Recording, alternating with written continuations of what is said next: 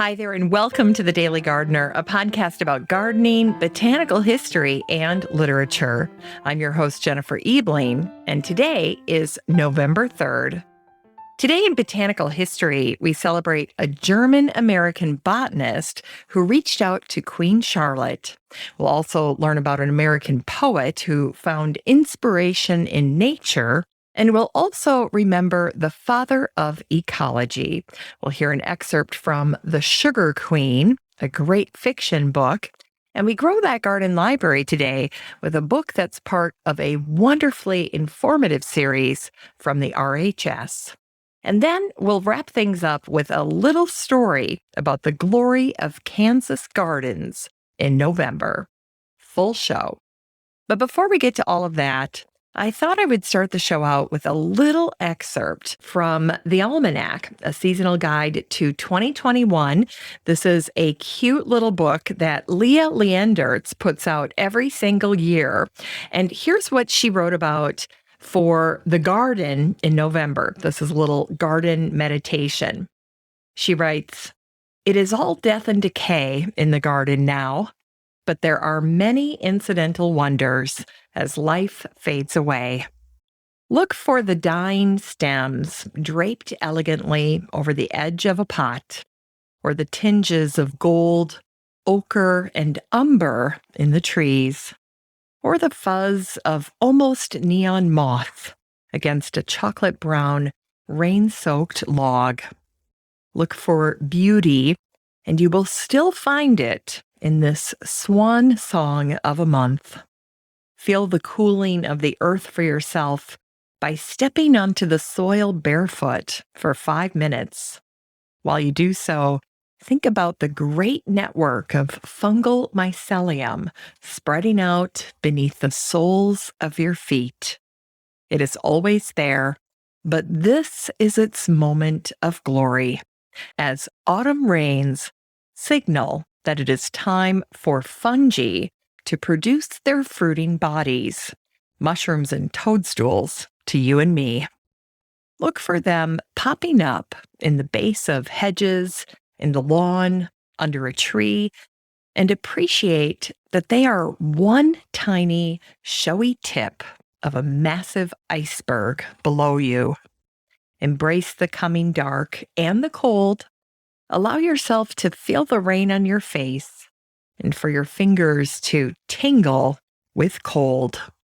Know that this season of closing down and resting is needed and that it won't last forever." Well, I don't know about you, but I could definitely do with a break from the garden. I am tired at the end of this season, garden season 2021. We did a lot of physical landscaping in the garden, up at the cabin especially. We put in the fire pit. We put in that big long path I've been talking about. We put down tons of pea gravel. I feel like a pea gravel specialist. Let's see, we did an outdoor dining area, and we laid tons of mulch in all over the property. In fact, we still have mulch in bags that is all lined up and just waiting to be emptied in the spring. But we left it in the bags so that it would kill the grass. And then in the spring, we'll dump it all out and we'll start putting in some shrubs and some fruit trees on that side of the house. But that's the spring, and this is now, and we got a ton done up at the cabin, and I am so thrilled about that. Number one, just for our own enjoyment, that is wonderful. I love having the fire pit ready to go for the winter because we do use that a lot. It is so relaxing at the end of the day to head on out to the fire pit, have a nice fire, sit and chat with the family or neighbors or friends, people who pop by. So I love that. And I love that we got the pea gravel path done at the front of the house, because now that pea gravel is a little microclimate. All those little pebbles hold the heat of the sun. And so because we get so much snow up there, that path will melt right away. And so it'll make walking along that large front garden that we have so much more enjoyable. And it'll make weeding so much easier too, because I'll be sitting on the pea gravel instead of in the grass. And then because that area was next to boulders, it was always hard to mow there. And it turned into a little bit of a weed fest there, right up against the edge of the boulders. And so now with the pea gravel path, I've got a really nice place to focus on the garden, and I don't have to spend time dealing with weeds along the boulder edge. That was always annoying. I wasn't even getting into the garden as much as I was always just trying to maintain that little edge along the boulders there. So I'm just tickled to death about all the things we got done. But I tell you what, when you have a big summer like that, when you're constantly moving rock or doing installations, it's tiring. And so this year was a year of, I felt like lots of hard labor in the garden, not so much about the plants as it was about getting the hardscapes in. And that's super important too. So, we've been at that cabin now 2.5, 3 years. And so to have all of this stuff finally done is just truly a blessing. And I'm really looking forward to next year when I can just enjoy that and then focus on things like putting in beds or planting a mini orchard. That stuff is definitely less laborious in comparison. So in any case, back to what Leah said, we are in a transition time. We're saying goodbye to our gardens. We're saying goodbye to Halloween and potentially pumpkins. I had some pumpkins that were already starting to split open or that were being chewed on by the chipmunks and the squirrels. And so I've already put some of my pumpkins in the compost pile. But I also wanted to share with you something fun that my parents did. And that is that they just split open some of their pumpkins and then set them out by their tree in the back because they get so much wildlife. And then they just had a blast watching the birds and the squirrels and the deer come through and truly enjoy those pumpkins. So don't forget about the wildlife when you're thinking about your pumpkins and how you want to dispose of those. Yes, they can be composted. Yes, you can let them compost in place. I did that during the year of the pandemic. I just let my pumpkins sit there at the end of 2019. And then the following season, when I came back to visit my Maple Grove garden, I had a little mini pumpkin patch growing. And that was fun for that year. So think about how you want to handle your pumpkins, how you want to tidy up and transition into the holiday season now. I know I talked a little bit earlier in the week about potentially starting to get some of your greens from your city compost area, if that's possible. So my large planter out front is done. It's ready for the holidays. There's all kinds of conifers and spruce clippings in there. So it's absolutely beautiful and it's ready to go. But then I also want to do my pots up at the cabin, and I have a little deck area here that I want to get ready for the holidays. So I'll probably head back and see if I can't get a few more clippings. That would be fantastic. And then the last thing that I'd encourage you to consider is as you're bringing your plants in from outside, your house plants, as they're done with their summer camp and they're coming in for winter, is to consider getting horticultural charcoal, perlite, and bark if you're working with orchids, sphagnum moss if you think you need that as well. But those would be kind of my go-tos that I use when I am repotting houseplants and getting them ready to go into winter. So consider getting all of those things. They're very important. And I'll put a link to those items in the newsletter for Friday. So if you'd like to see what I'm getting on Amazon, you can check that out there. I'll put that list together for you. But I know with so many of my houseplants, I definitely incorporate that charcoal to sweeten the soil and make sure that I don't have any rot issues going on in some of my containers. And by the way, I just have to chuckle a little bit because for those of us that put most of our houseplants out during the summer, the majority of us are having a big problem right now with counter space.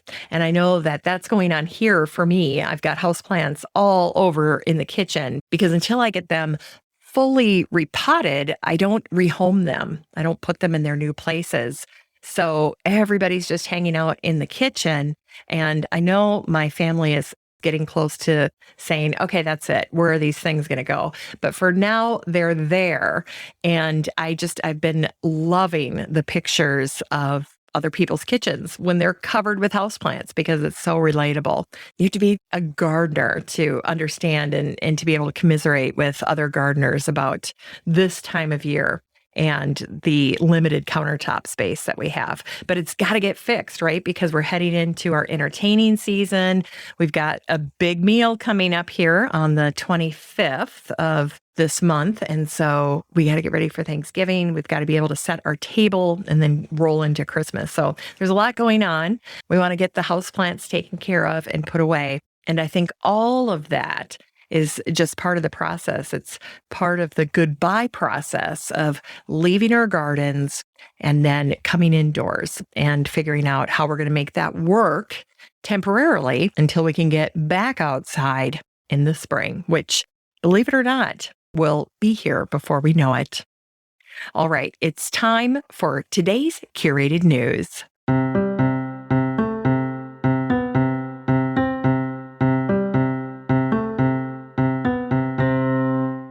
All right, today's curated news comes to us from the Joplin Globe.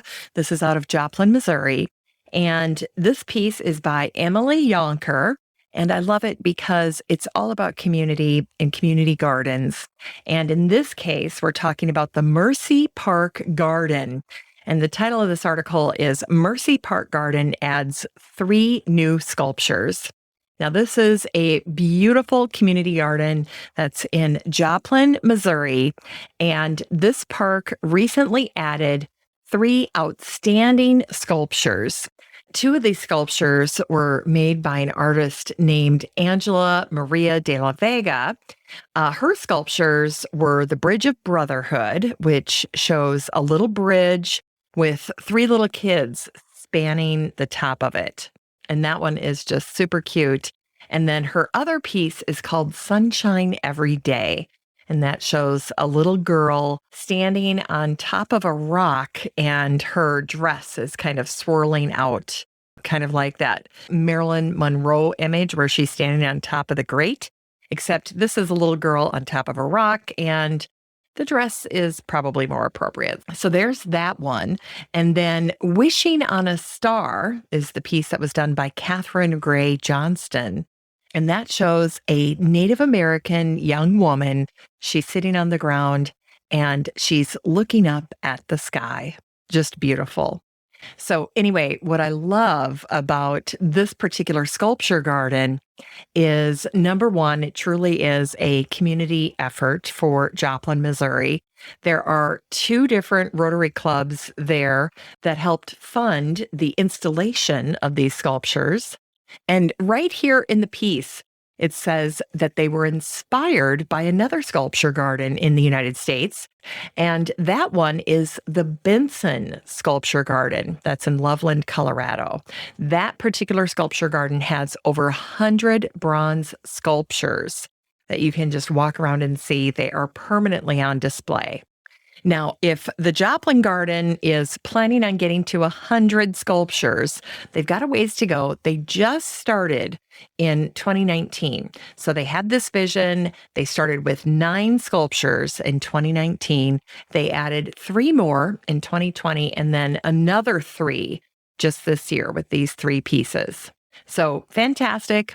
Love it. If you have a garden and you're thinking about installing pieces of sculpture in your garden, maybe you have a very zen garden or a special place that you want to use in your garden for a memorial, well, pieces of sculpture would be perfect for that.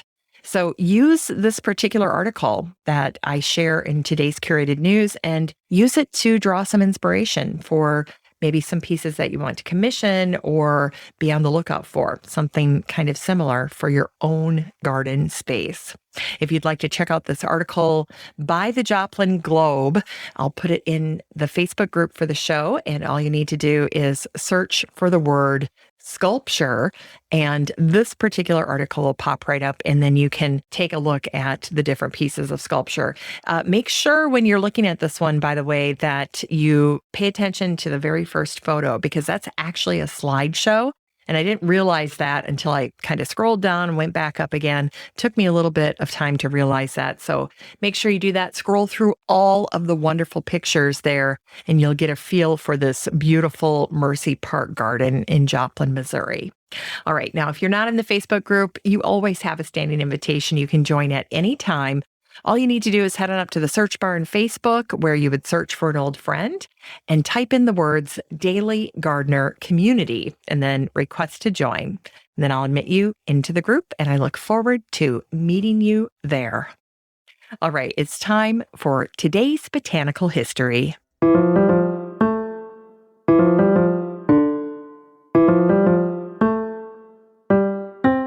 Here's botanical history for today, November 3rd.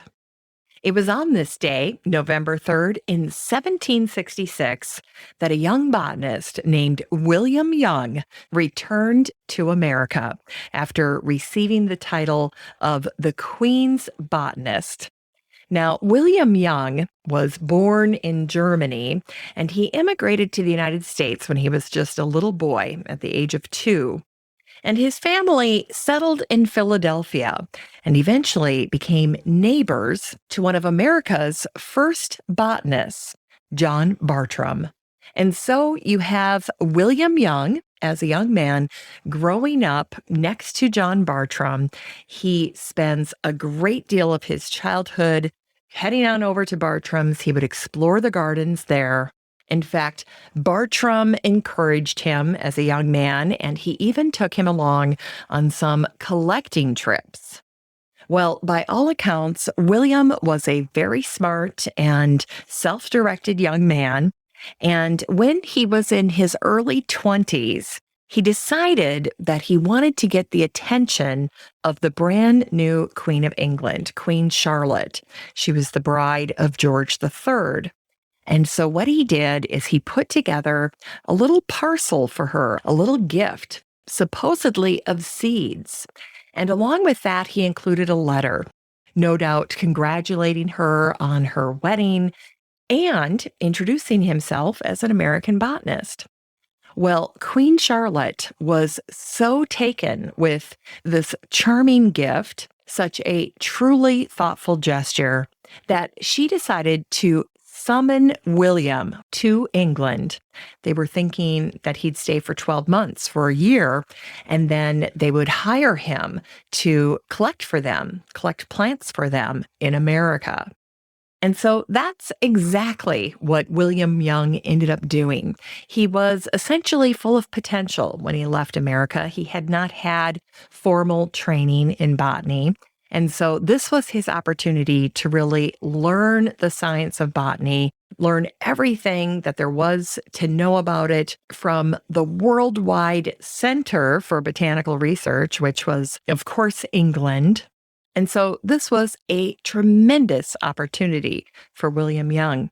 But it also caused a little bit of jealousy and a little bit of shock back in America. John Bartram himself was an old man by the time this happened for William. And he essentially made the comment, hey, I've been here in America collecting for decades, and I've never received an offer like this. And so many of the botanists that were in America at this time really couldn't believe William's luck. And of course, many of them doubted that he would become a successful botanist. They just didn't see it working out for him, despite the Queen's offer. They didn't think he had it in him. But in hindsight, that probably wasn't entirely fair. William, after all, was bold enough to send that packet of seeds along with his letter.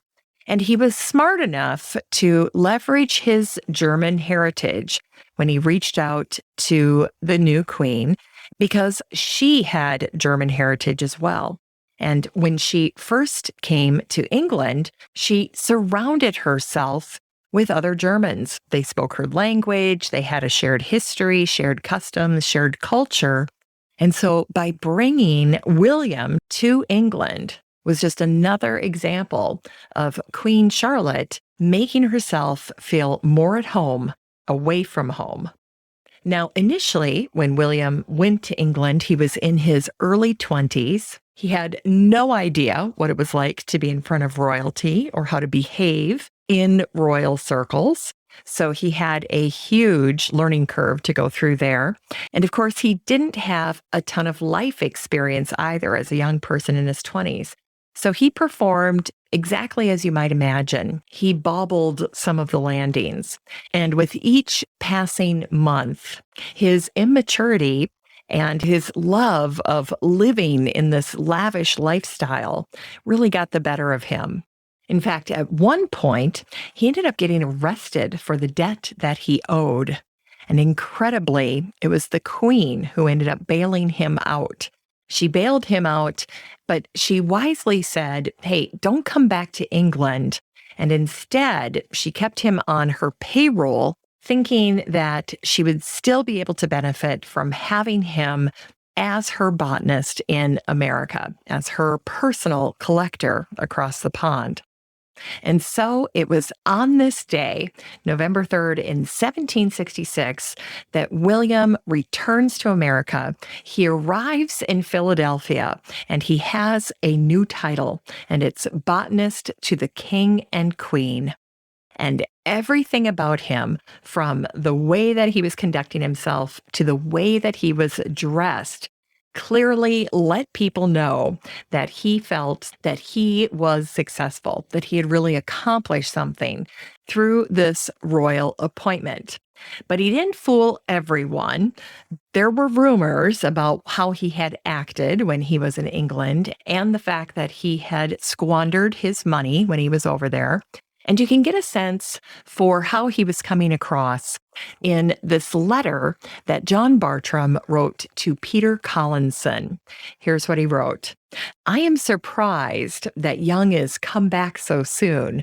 He cuts the greatest figure in town and struts along the streets whistling with his sword and gold lace. And then John says, he's been to visit me 3 times and he's pretending that he has all of this respect for me. And at the same time, he's bragging about his annual salary from the royal family. He was getting paid £300 sterling every single year. It was a really good gig for him. Now, of course, William Young was no fool. It's likely that he was aware of how some of his peers felt about him, but at the same time, he had a job to do. He had some fences that he needed to mend. And so he set off for the Carolinas and he went on a year-long plant collecting expedition. And when he wrapped this up, he potted up all of these rare plants that he had collected, and he traveled back to London. He was bringing all of these plants personally to the king and queen, hoping to get back into their good graces. Now, although when he arrived in England, the king and queen refused to see him, William was able to make his trip a success by bringing over live plants that were in wonderful condition and were very rare. These were plants from the Carolinas that were very impressive to English collectors. And there was one in particular that really helped to repair and save his reputation, and that was the Venus flytrap. William was able to bring live specimens, many live specimens of the Venus flytrap to England. And as you might imagine, that plant caused a sensation. So really, if you think about it, there was probably little that William himself could say to restore his reputation. So in this sense, the plants, especially the Venus flytrap, did the talking for him. It's no different than if you get in a fight with your significant other and then as an apology, they bring you flowers. Well, in a sense, that's what William did here on this trip when he was bringing back specimens from America and presenting the Venus flytrap to England. Now, there is one other fact about this particular trip that you should know, and that is that William was an expert plant packer. So clearly, one of the biggest challenges that early botanists had when they were going on plant collecting trips was keeping specimens alive. That was really hard to do. And so you can imagine how frustrating it is if you have this wonderful specimen that you want to bring back to your home country, but you can't keep it alive. It dies on the way there, and then all you have to show for it is this dead, dried up plant, which, while that may be interesting to some scientists, it's not going to get the plant collectors excited, and it probably isn't going to be a very lucrative endeavor. And so this skill, yet again, underscores just how intelligent and thoughtful William could be. Now, as luck would have it, we have an account of how William packaged his plants. This was written in a letter to Humphrey Marshall in 1771. And it says, William Young sends his plants very safely by wrapping them in moss and packing them pretty close together in a box. He ties the moss in a ball around the roots with a piece of pack thread for matting. And then the comment at the end here is very telling. It says, it's very surprising how well they keep in this manner. Now, if you have ordered plants recently by mail, you may think of William Young because in many cases, that's how plants are still packed today. They're packed very close together so they don't get jostled around and that they arrive at their destination safely. Well, to wrap up the William Young story, he does end up devoting his life to botany. He ends up returning to the United States and collecting in the Carolinas. He would continue to do that over the course of his lifetime, returning again and again to the wilderness of the Carolinas, looking for rare plants, looking for specimens like the Venus flytrap that had brought him so much success. Now, along the way, he continued to struggle financially. He had a lot of debt that he needed to repay. But by the end of his life, he was able to get his affairs in order, and he actually died a fairly wealthy man. But he did die young at the age of 43. In December of 1784, he decided to set out once again for the Carolinas. And so, unbeknownst to him, he was going on what would become his final collecting trip. And he actually never did reach the Carolinas. He made it as far as Maryland. He was collecting along a waterway known as Gunpowder Falls when he fell into the river and was swept away by the current and died. His body was found about 7 weeks later. And it was on this day, November 3rd, in 1794, that the American poet William Cullen Bryant was born. William drew inspiration from the natural world. He once wrote a lovely verse about roses. Loveliest of lovely things are they on earth that soonest pass away. The rose that lives its little hour is prized beyond the sculptured flower. And then William wrote about the month of November in a little poem called A Winter Peace. Here's an excerpt. When shrieked the bleak November winds and smote the woods, and the brown fields were herbless, and the shades that met above the merry rivulet were spoiled, I sought, I loved them still.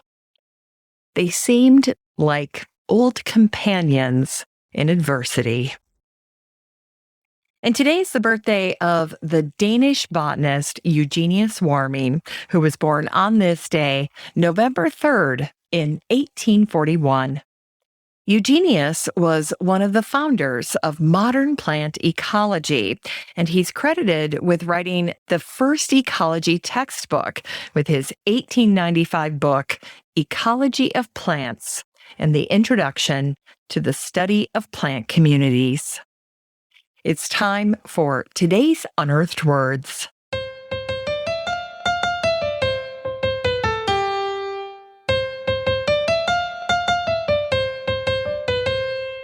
Today's unearthed words come to us from Sarah Addison Ellen.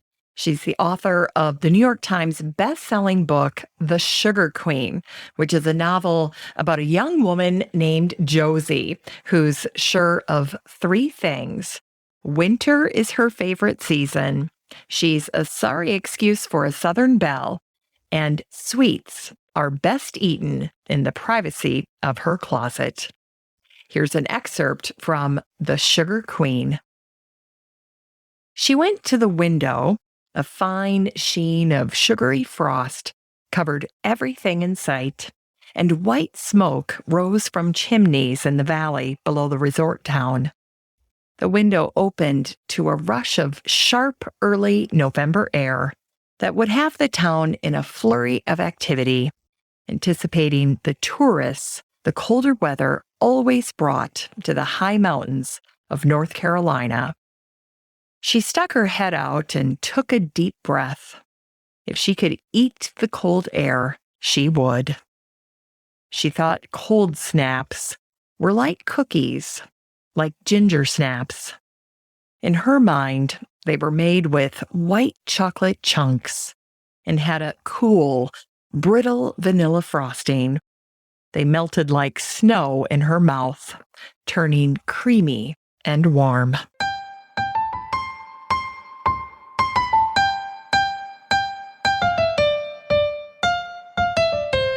It's time to grow that garden library with today's book, Genealogy for Gardeners by Simon Maughan and Dr. Ross Baton. This book came out in 2017, and the subtitle is Plant Families Explored and Explained. Well, I tell you what, anything that has the words genealogy and gardening in the title is a book that I'm interested in. Now, before I get into this particular review, I should mention that this book is part of one of my favorite garden series by the RHS. So in this series is the book Latin for Gardeners, as well as Botany for Gardeners. And now this book, Genealogy for Gardeners, is designed to help you explore and understand plant families and also plant family trees, which to me is even more exciting. Now, you may be wondering why that is. Well, I think the authors do a great job of explaining that in the preface to their book. They write, while most of us think of plants as belonging to one big happy family, the fact is they don't. There are hundreds of different plant families, which botanists have cleverly grouped together using what they know of family histories and genealogy, and now, of course, DNA, to bring some sense and order to more than 250,000 different plant species. Okay, well, that makes complete sense. But why should this matter to you as a gardener, aside from just wanting to become more knowledgeable about plant families? Well, here's the explanation from the authors. Plant families are all around us. Whatever the time of year, go for a walk and look for wild or garden plants. You'll be surprised at how many plant families are represented within a small radius of your home. Even in your own garden, there will be a fantastic genealogy of plants, thanks largely to the efforts of plant collectors and horticulturists who brought the plants into cultivation from the four corners of the world. Now, here's where it gets good. When it comes to being a good gardener, making connections is what it's all about. And if you are faced with a strongly acidic soil and know that rhododendrons will grow, then you can broaden your planting ideas to include other plants in the same family, such as heather, mountain laurel, leatherleaf, blueberries, and others. If you are designing with plants, you may know that all plants in a particular family share certain features, which enables you to mix displays effectively and extend your range. Now, that is a very compelling reason to get to know your plant families. Now, one of the things that I love about this particular series of books, well, a couple of things. Number one, beautiful. The illustrations are incredible here.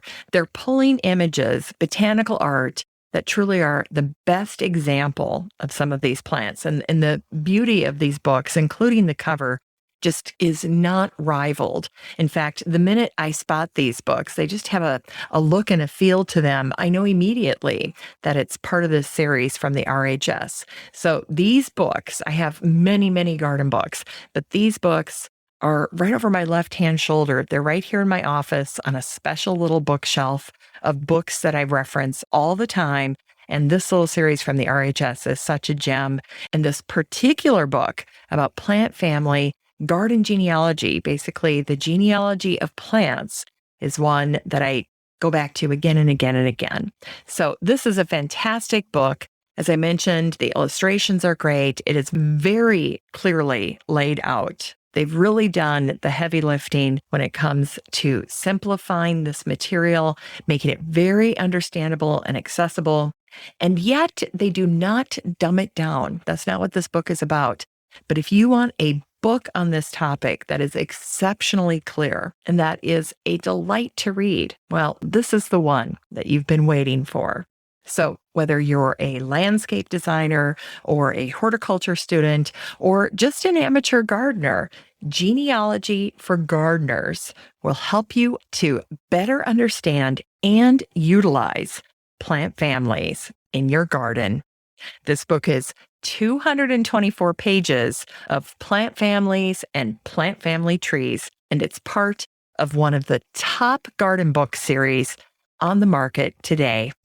You can get a copy of Genealogy for Gardeners, Plant Families Explored and Explained, and support the show using the Amazon link in today's show notes for around $20. And that's a steal.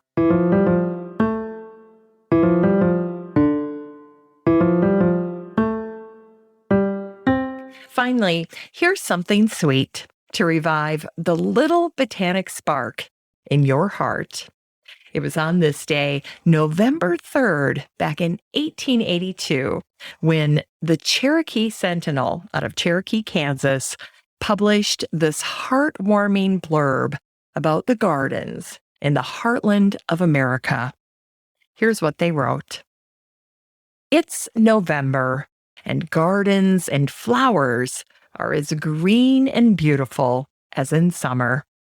Verily, Kansas is an American Italy and the garden spot of the world.